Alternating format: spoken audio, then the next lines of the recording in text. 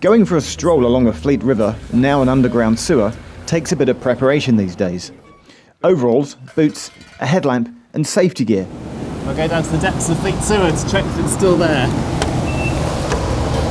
We took with us Tom Bolton, an author on London's Lost Rivers, to explore a small part of the amazing Victorian network that lies underground the pavement, with most people in London walking above, oblivious to it. So we're in the Fleet sewer, and this is a tunnel. It's a tunnel that runs under Camden, just below the surface of the streets that people walk every day. So we're under Royal College Street, in fact, just back of Camden High Street.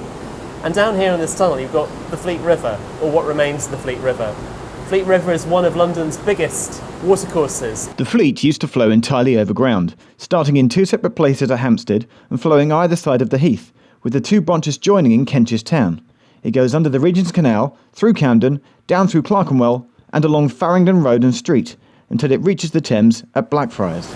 And through the 19th century, as London grew, the river and all the other rivers that flowed through central London became overwhelmed with sewage. There was no sewage system. So the sewage ended up here, it ended up in these rivers, and they were covered over. They became a terrible health hazard. Disease was spread from watercourses like these, polluted with not only sewage, but also carcasses from the market at Smithfield. It was notoriously disgusting. And that's why these rivers are underground now, because they were a problem. There are problems still today. Instead of standard toilet waste, yes, like this that we're walking in now, people also dispose of things they shouldn't do, such as wet wipes, sanitary towels and cooking fat. And it's the job of this Thames Water team to clean it up. Our team are down the sewers most days of the week.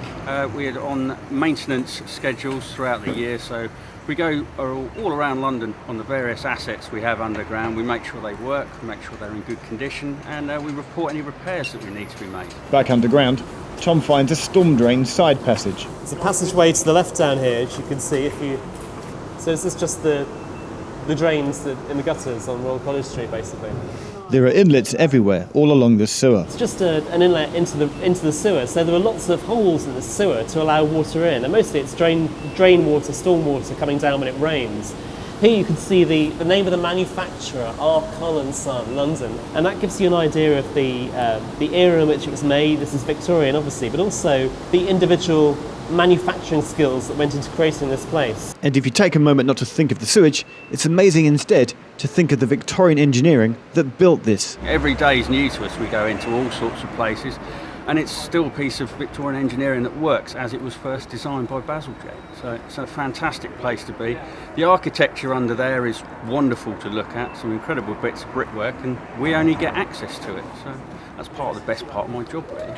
We went back along the passage, past the entrance to admire the brickwork, but could go no further when we came to a junction with a gushing torrent of water and a sewer that goes down to a second subterranean level.